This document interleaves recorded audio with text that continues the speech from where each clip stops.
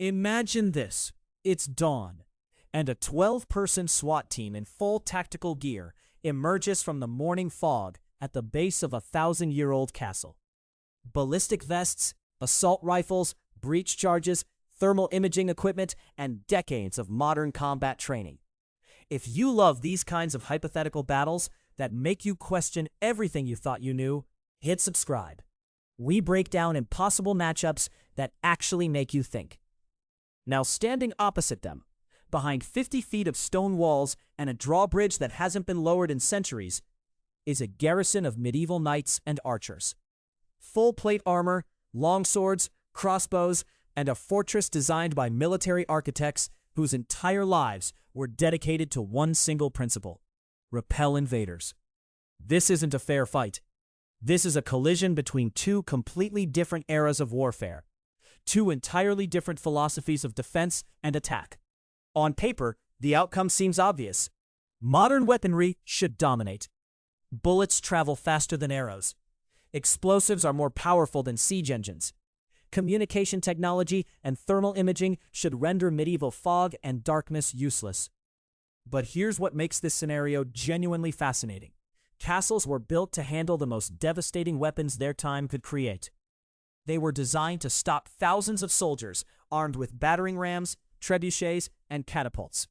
The walls are thick enough that conventional approaches fail. The defenders have numbers on their side within the fortress itself. And the SWAT team? They're trained for urban environments, hostage rescues, and close-quarters combat. They've never assaulted a medieval fortress. They have no playbook for this. The stakes are impossibly high for both sides. The SWAT team has one objective: breach the castle and neutralize the threat inside. No extraction route, no air support, no reinforcements. They have what's in their gear and what they can carry. Meanwhile, the medieval garrison has a clear advantage. They're on home turf. They know every corridor, every tower, every defensive position. They've trained their entire lives for sieges, for organized defense, for holding ground.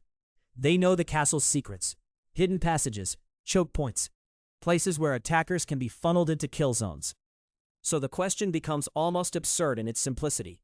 Can modern technology and tactical training overcome 1,000 years of fortress engineering and the home field advantage of experienced medieval warriors? Or does the castle's impenetrable design and the sheer complexity of assaulting it neutralize every advantage the SWAT team brings? The answer isn't what you'd expect. Because here's the thing about medieval castles. They were designed to stop medieval siege tactics. Ladders and ropes, battering rams, siege towers, cavalry charges. They were built to waste time, to exhaust resources, to make the attacker commit thousands of soldiers and months of effort. But a SWAT team isn't thinking in terms of siege warfare. They're not trying to starve the castle into submission or bombard it for weeks. They're thinking tactically in terms of minutes. They're looking for entry points, for vulnerabilities, for ways to move fast and strike with precision. And that's where things get interesting. The medieval fortress becomes both an advantage and a potential liability. Its walls are thick, yes, but they also hide the defenders inside. Those defenders can't see the SWAT team approaching with modern surveillance. They can't communicate across the fortress instantly like modern soldiers can. They're bound by the speed of a human voice, the speed of a runner carrying messages. Meanwhile, the SWAT team has thermal imaging that can see through darkness. They have explosives designed specifically for breaching doors and walls. They have weapons that operate at ranges the medieval defenders can barely comprehend. But the castle has something the SWAT team doesn't have: depth. Room after room, tower after tower, layers and layers of stone and defensive positions. One successful breach doesn't mean victory. It means the start of something far more brutal: a room-to-room fight inside ancient stone corridors. Close-quarters combat, where the SWAT team's superior firepower becomes harder to utilize. Where a medieval knight in armor, with centuries of hand-to-hand combat training, suddenly becomes a much more dangerous opponent than you'd think. This is where the matchup truly becomes impossible to predict without examining the specifics. That's exactly what we're going to do in this video. We're going to walk through this scenario step by step, analyzing how each side would actually perform, where their strengths truly lie, and where each one has critical weaknesses that the other could exploit. By the end, you're going to understand why this isn't a guaranteed victory for the modern team, and you might just change your mind about who would actually win. Before we even think about how a modern tactical team would breach those walls, we need to understand what they're actually up against. A medieval castle isn't just a building. It's a weapon designed by centuries of trial and error, refined through countless sieges, and perfected by architects who understood one thing better than anyone: how to make invaders pay in blood for every inch of ground. Let's start with the most obvious advantage: the walls themselves. We're talking about stone barriers that are often 15 to 20 feet thick at the base. These aren't thin defensive structures you can punch through. Stone of this magnitude doesn't just stop projectiles, it absorbs them. Medieval engineers built these walls to withstand battering rams, siege towers, and catapult fire.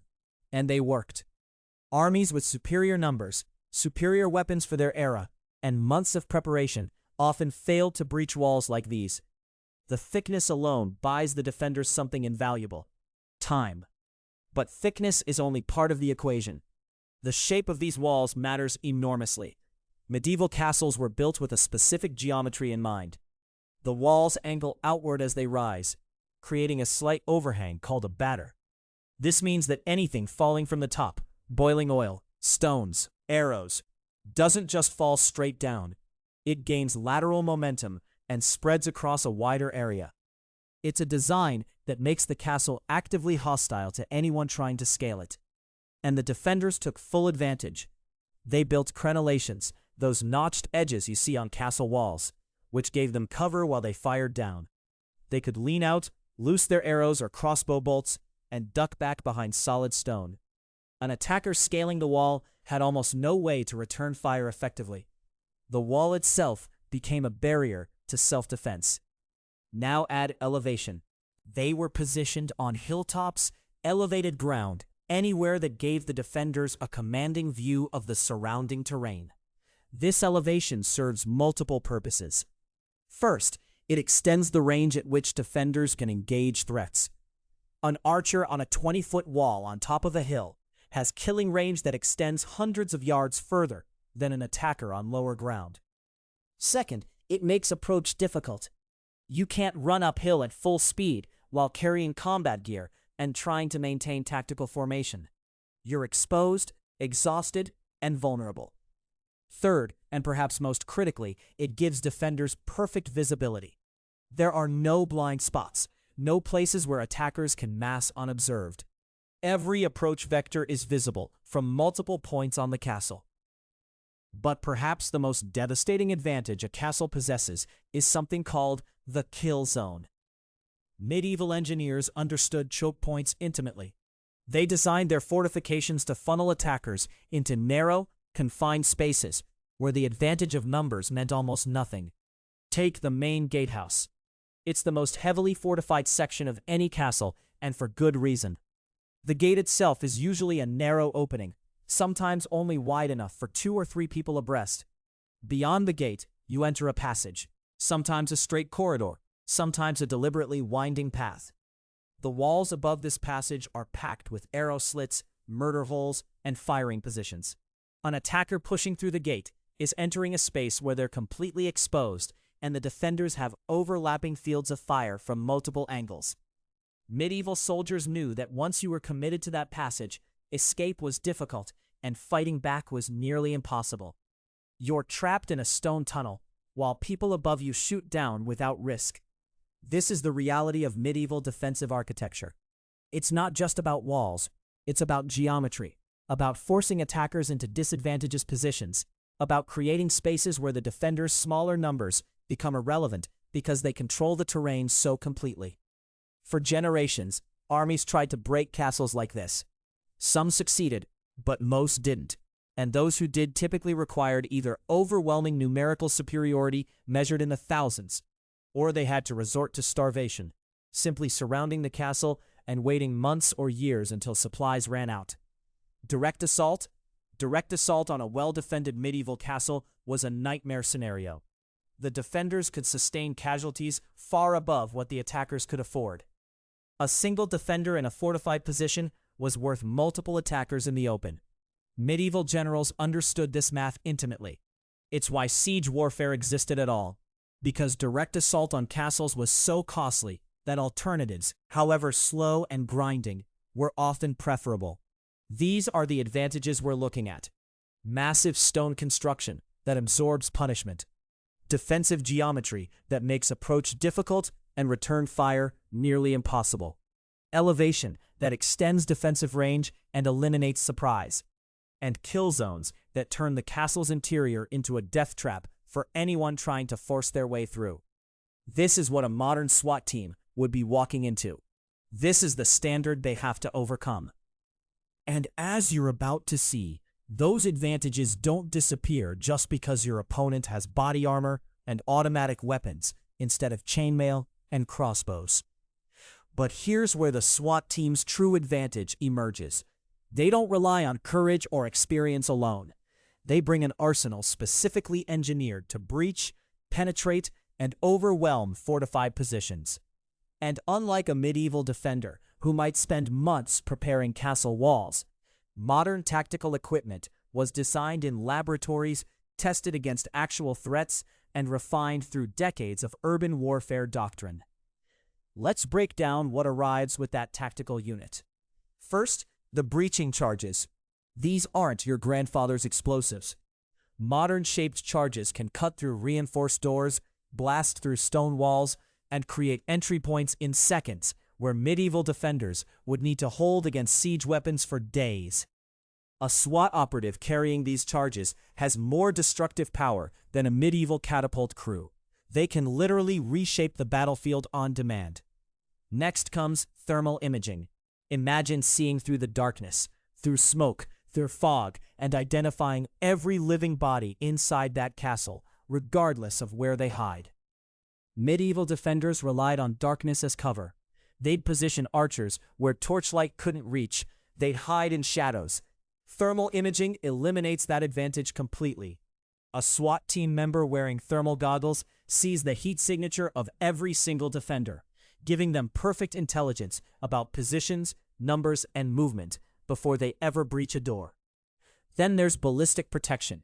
Medieval armor was designed to stop arrows and sword strikes. It's heavy, cumbersome, and leaves gaps. Modern tactical vests stop rifle rounds. They're lighter, more flexible, and cover vital organs with layered ceramic plates. A SWAT operator can move faster, bend more freely, and take hits that would pierce medieval plate armor instantly. The protection isn't medieval at all. It's engineered material science. Communication systems are another game changer. Medieval defenders had horns and hand signals. A SWAT team has encrypted radio communication that allows perfect coordination between every single member. They can call out targets, confirm positions, execute synchronized breaches from multiple angles, all while moving through a complex environment. There's no confusion, no miscommunication, no fog of war on their side. Every operator knows exactly where every other operator is and what they're doing. And then there's the firepower itself. A medieval archer could loose maybe 5 or 6 arrows per minute if they were skilled. A SWAT operator with a tactical carbine can deliver sustained, accurate fire at rates that would seem supernatural to a medieval defender. They have optics that let them shoot accurately from distances medieval archers could barely hit, and with ammunition designed to penetrate barriers and defeat cover. The rate of fire, accuracy, and lethality are incomparable. Stacking all this together creates something medieval defenders could never counter. These tools work together as a system. Thermal imaging identifies targets. Communication coordinates the assault. Breaching charges open barriers. Ballistic protection keeps operators safe. And overwhelming firepower neutralizes resistance before it can organize. A SWAT team doesn't hope to win through bravery or tactical brilliance alone. They win because every single piece of equipment was designed to make medieval defense strategies obsolete. The castle's stone walls become irrelevant when you can blow through them. The darkness becomes irrelevant when you can see through it. The defender's armor becomes a liability when they're facing rounds from 100 yards away. So, as the SWAT team approaches that castle. As they move into position around the perimeter, they're not stepping into uncertainty. They're stepping into an engagement where the technological advantage is so overwhelming that the outcome seems predetermined. And yet, as you're about to discover, medieval castles have one or two advantages even modern tactical doctrine hadn't fully accounted for. The siege is about to begin. The SWAT team rolls up to the castle gates at dawn, their armored vehicles cutting through the fog that clings to the hillside. They've trained for urban environments, for hostage situations, for breaching concrete and drywall. But this is different. The lead operator approaches the drawbridge, tactical rifle raised, and signals his team forward. The first problem presents itself immediately. Those massive wooden gates aren't just barriers. They're engineered to resist exactly this kind of assault. Bullets penetrate wood easily, sure, but the depth of these doors is extraordinary. Medieval builders understood momentum and force in ways modern architects often overlook. A single breaching charge might get through the outer layer, but there's another layer behind it, and another after that. It's defense in depth, centuries before the term became doctrine. The operator peers through an arrow slit, trying to assess what's beyond, and realizes his advantage has just evaporated. That narrow opening designed to let defenders fire out, it's also a perfect funnel trap for his team. You can't fit a tactical formation through something designed for a single archer. You can't deploy suppressive fire when your entry points are the size of a man's torso. The castle's thick stone walls begin to matter now, in ways the SWAT team didn't anticipate. Modern body armor stops bullets, but deflected rounds ricochet unpredictably off stone. What would be a clean engagement in a warehouse becomes a chaotic maze of ballistics inside these corridors. The operator signals for a breach attempt at the main gate. Shaped charges are placed. The detonation tears through the outer barrier with the expected violence, but the explosion echoes backward into the courtyard rather than opening a clear path inside. The stone structure absorbs the blast, redirects it, neutralizes it.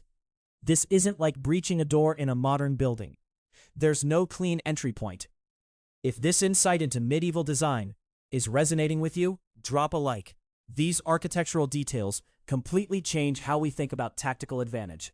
The second operator moves to the eastern wall, looking for an alternate entry. The castle's design works against him here too. Every window is narrow. Every balcony is positioned to give defenders cover while exposing attackers. The arrow slits that seemed quaint minutes ago now look like perfectly calibrated defensive positions. He can't aim upward through them easily. He can't return fire with any accuracy from below. The medieval architects understood angles of attack and angles of defense in a way that makes modern tactical manuals suddenly feel incomplete. The team attempts a climbing breach on the outer wall. The stones are rough, weathered, with enough gaps that it should be manageable. But the castle wasn't designed to be climbed by equipped modern soldiers with rifles and heavy gear. The handholds are placed for a man in leather and chainmail, lighter, more nimble. A soldier in full tactical gear, laden with ammunition and equipment, finds the ascent agonizingly slow and precarious. Halfway up, he's exposed, exhausted, and any defender who sees him from above will have an easy target. He rappels back down. The assault slows. The coordination breaks down. The SWAT commander realizes that tactics that work in modern urban environments don't translate here. You can't flank a circular tower. You can't suppress fire from inside a confined stairwell when the acoustics turn your own gunshots into disorienting roars. You can't establish a perimeter when the terrain funnels you into narrow killing zones. The defending force has had centuries to study. The fog thickens around the castle's base. The first real assault stalls, not because the medieval defenders are superhuman, not because swords are suddenly competitive with firearms, but because the castle's geometry, its materials, its design philosophy, all of it was built by people who spent their entire lives thinking about defense. Every wall placement, every tower position, every gate depth was decided through generations of trial and error. Siege after siege, refinement after refinement. The SWAT team, for all their technology and training, is operating inside an environment that was optimized against exactly this kind of assault, centuries before their tactics were even conceived. The lead operator pulls back from the wall. His team regroups. Something unexpected has happened. For the first time, raw technological advantage isn't translating into tactical control. But here's what the tactical operators don't immediately grasp as they fall back to regroup. The castle's strength isn't just in its walls and its defenders' training. It's rooted in something far more fundamental, something the medieval garrison understands with bone-deep certainty. This fortress was built to sustain a siege. Every stone, every tower, every carefully positioned murder hole was designed with one grim reality in mind: the possibility of being cut off from the outside world for weeks or months. The castle operates on a closed system. Food stored in the undercroft, rainwater collected in cisterns, a blacksmith who can forge replacement weapons without resupply. The garrison doesn't need to win decisively. It just needs to outlast whoever comes knocking. But there's a critical flaw buried within that very strength, and the SWAT commander begins to see it as his team catches their breath behind the outer curtain wall. The castle has a single freshwater spring, just one. It feeds the well in the inner courtyard, the only reliable source of drinking water during a siege. The architects who designed this fortress centuries ago understood that an enemy could poison the river, contaminate the moats, cut off external supplies. But they couldn't account for a determined attacker who'd simply monitor that one spring day and night. Modern surveillance changes everything. Thermal imaging can track heat signatures moving to and from the well. Drone footage can map patrol patterns. The garrison's routine becomes predictable within hours. You see, medieval defenders had to accept certain vulnerabilities because they had no choice. Their world moved at the speed of a horse or a walking soldier. Information traveled slowly. A message from one side of the castle to another took minutes, sometimes longer, if the messenger had to navigate multiple floors and corridors. The modern SWAT team, by contrast, operates on a completely different temporal plane. They can communicate across the entire perimeter in seconds. They can coordinate a 5-point assault simultaneously, adjusting in real time based on feedback from spotters and drones hovering overhead. The castle's defenders are locked into predetermined positions and predefined roles. A man stationed at the eastern gate cannot easily shift to reinforce the northern wall without leaving his post unmanned. Medieval warfare assumes that soldiers would stay where they were placed, that messages would be relayed by runner, that coordination happened through the visible commands of officers on horseback. That entire system breaks down when facing an enemy that thinks, communicates, and acts at the speed of electronics. The castle is also trapped by its own design. Those massive walls that once seemed so impregnable become a liability under modern siege tactics. They funnel defenders into predictable positions. The narrow windows designed for archers become perfect targets for precision rifle fire. The thick stone that protected against catapults and siege towers does nothing against breaching charges or repel insertions from above. And critically, the garrison's food supplies, however well stocked, have a finite lifespan. Preserved meat, dried grain, salted fish, hard bread. In a modern siege, the attacker doesn't need to storm the walls at all. They can simply wait, cut off resupply, deny access to fresh water, force the garrison into an agonizing calculus, where stay means thirst and starvation, and leaving means walking directly into a superior force with better weapons and better tactics. The medieval defenders could endure a siege for months because they could ration carefully and hope for relief from allied forces. But this SWAT team isn't alone either. They have support coordinated miles away: helicopter backup, ammunition resupply lines, medical evacuation on standby. The garrison has nothing. They are truly alone in a way modern warfare has made almost obsolete. The SWAT commander, still in full tactical gear, understands this as he peers over the stone barrier toward that inner courtyard. His mind is already moving past the battle for the walls. He's thinking about what comes after: how to turn the castle's closed system into a prison, how to make time itself a weapon. The medieval fortress was built to win a certain kind of war, but this isn't that war anymore. The SWAT commander stands at the base of the eastern tower, hand raised, studying the stone walls one final time. They've realized something crucial. Medieval fortifications were designed to repel armies with swords and siege engines, not coordinated strikes from multiple angles simultaneously. The castle's strength is also its weakness. Every entrance is covered from the walls, yes, but every defensive position is fixed. The archers can't move. The gate defenders can't redeploy. Medieval tactics assume a symmetry of warfare that no longer exists. The commander lowers their hand. The signal moves through the team. At the northern wall, a breach charge is placed against the stone. At the eastern gate, another. At the western postern door, a third. These aren't placed randomly. They're calculated to create 3 simultaneous points of entry, each one demanding an immediate tactical response the castle's spread-out defenders cannot possibly coordinate in time. Medieval castles were built to handle one attack from one direction. They were built for predictable warfare. This is not predictable warfare.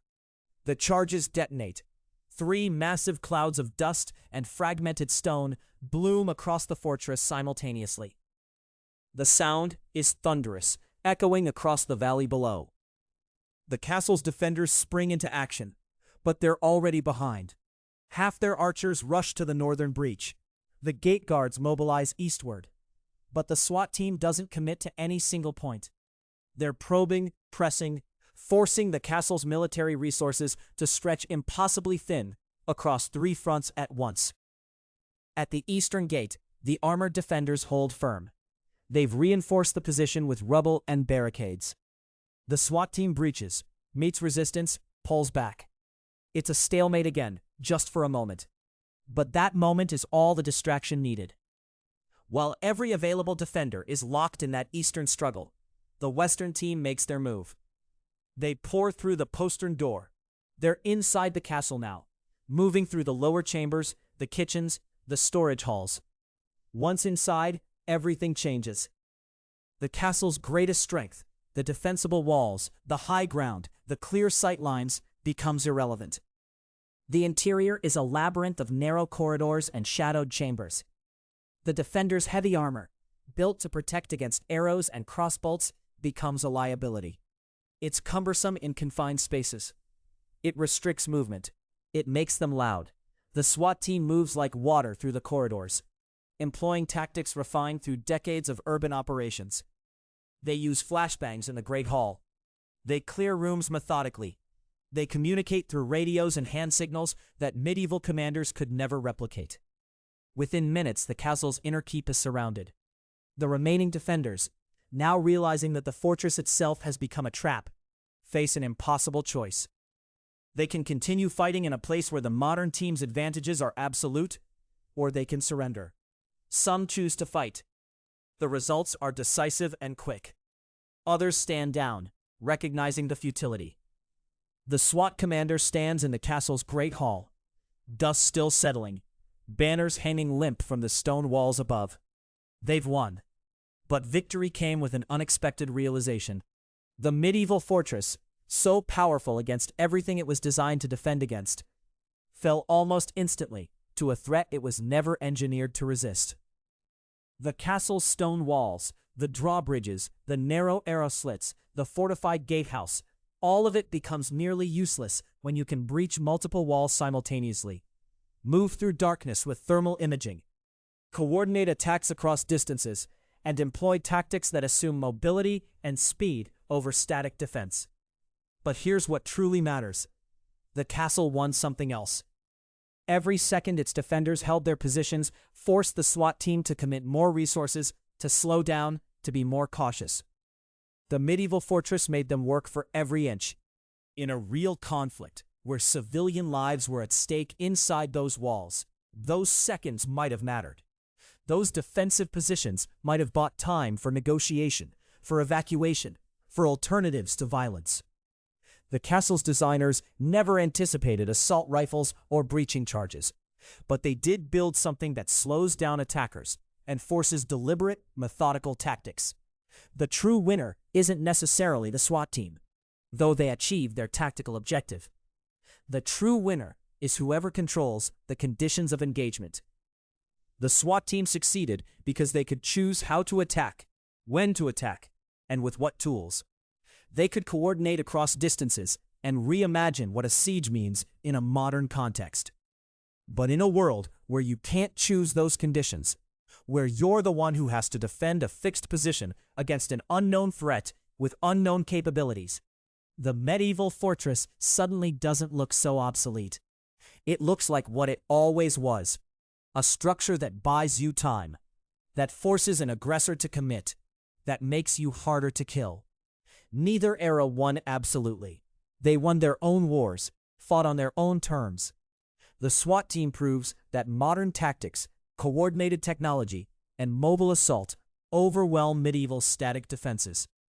But the castle proves that physical fortification, no matter how ancient, still matters. It still slows down an aggressor. It still demands resources. It still costs something to take it. That's the real victory. Not the breach of the walls, but the understanding that strength and weakness are always relative to the threat you face. If you subscribe, you'll get to see more impossible scenarios where we push two eras against each other and discover these kinds of unexpected truths about how the world actually works. And if this helped you think differently about medieval fortifications or modern tactics, please hit that like button.